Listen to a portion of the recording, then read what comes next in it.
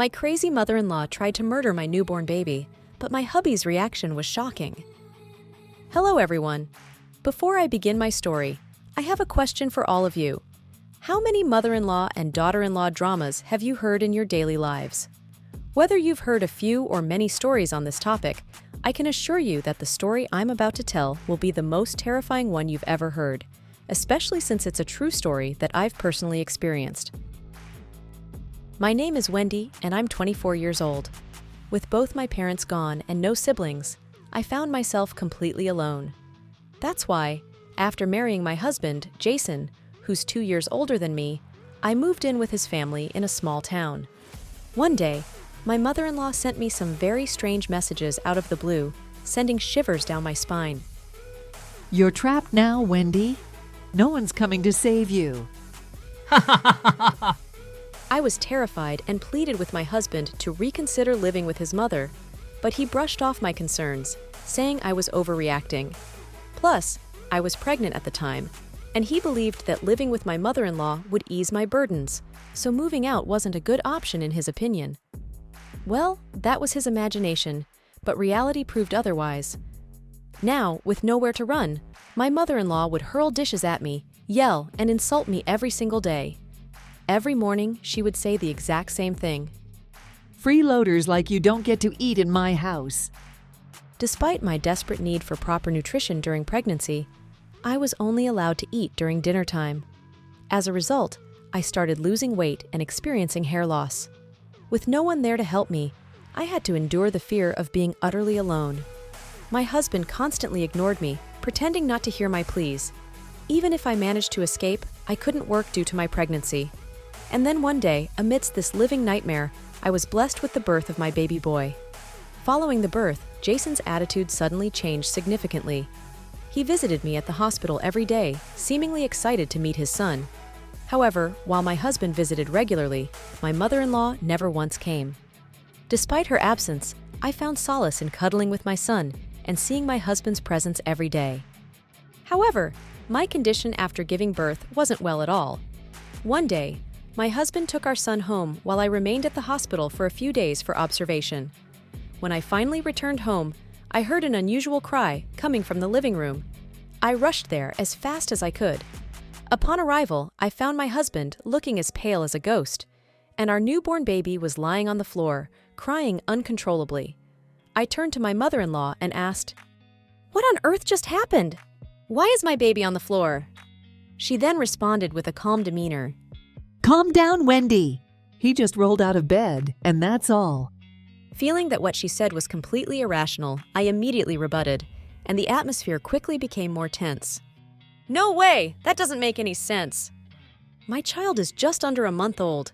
How can he roll out as you said? Are you lying to me?" How dare you talk to me like that? Jason, tell her the baby rolled out of bed himself, right? Yeah, that's true, Mom. Despite their explanation, I was certain that something out of the ordinary had occurred.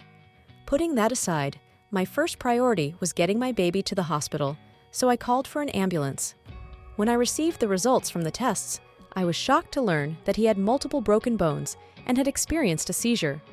The doctors at the hospital said that my little baby was fortunate to have been brought in promptly.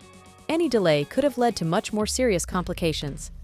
The doctor who examined him had a very grave expression on his face and said, "I can assure you that this isn't just a fall. This looks like he was thrown forcefully to the ground." The doctor suspected signs of abuse. My mother-in-law was also present, and she shockingly accused me of being the one who threw my baby down in a fit of rage due to postpartum depression. The doctor then gave me a cold look. I attempted to explain that I wasn't even there when the incident occurred, but my mother-in-law's acting performance was so convincing that nothing I said was enough to persuade them. She sat in a corner, crying fake tears, and said, Oh, poor my grandson.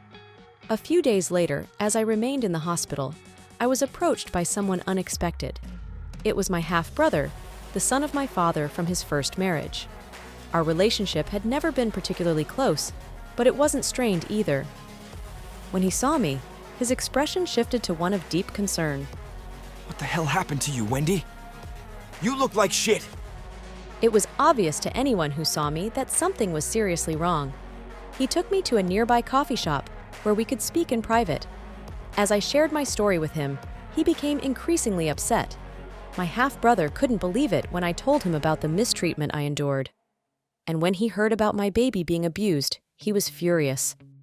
What's wrong with that man? How can he stand idly by while his own mother inflicts such cruelty upon his wife and child? His disbelief and anger mirrored my own, emphasizing the seriousness of the situation and the urgent need for action. In a decisive manner, he immediately called his lawyer and instructed me not to return to that house. He offered to arrange a hotel room for me, which I gratefully accepted. Just a few days later, he secured me my own apartment and organized movers to bring my belongings. It turned out that my half-brother was quite influential in a major company and had extensive connections. He was deeply concerned about leaving my baby in the care of those awful individuals and arranged for him to be transferred to a hospital near my apartment. Then, he ensured that a protection order was placed to prevent anyone from seeing my child without my permission, alleviating my fears of kidnapping.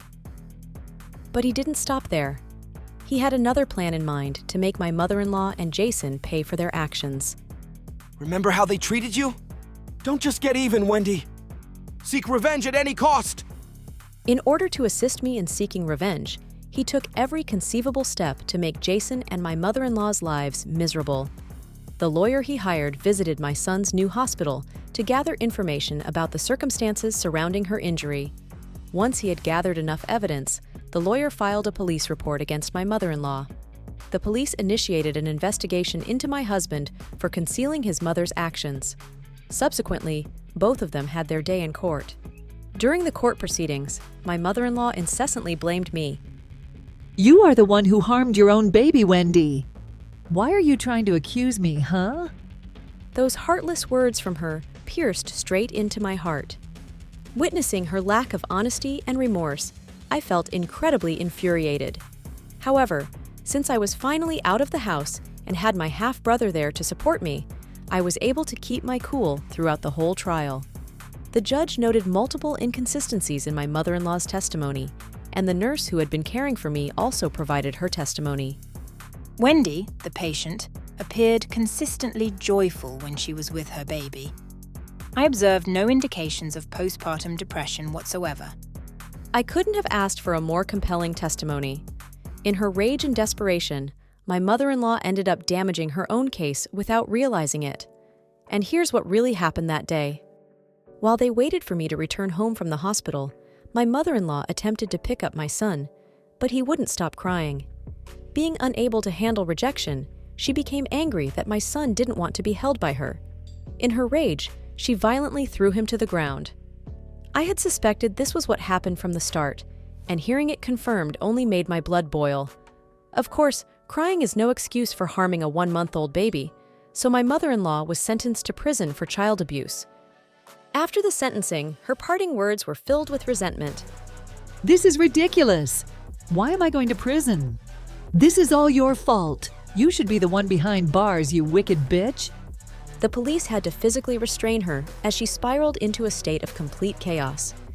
It was evident that she never anticipated facing prison time, and her reaction was so erratic that she was swiftly transferred to a high-security facility for the criminally insane.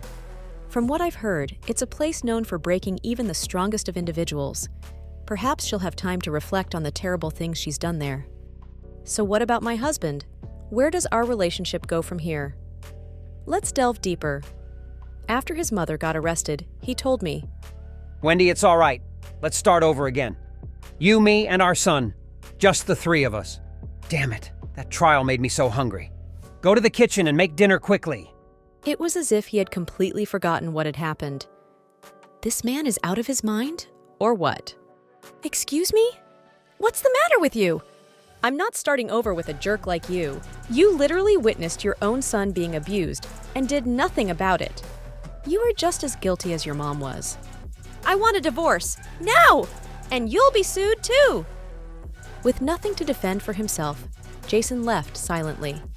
After that, the lawyer handled our divorce proceedings, and I received a substantial settlement from the lawsuit. Later, the news of my mother-in-law's arrest as well as the revelation about my ex-husband standing by while she harmed our baby, spread like wildfire throughout the neighborhood. The gossip followed Jason everywhere, even to his workplace. His colleagues all began treating him like garbage. Not long after, he fell into depression and resigned from his job. As far as I was concerned, Jason was just as cruel as his mother. So when I heard this news, the only thing that popped up in my mind was, serve you right. Months later, after my mental and physical health had fully recovered, my half-brother assisted me in securing a job at his company. As time passed, everything began to look better and better for me. That's the end of my story. If you found this story interesting, please subscribe to our channel to support us in producing more fascinating stories.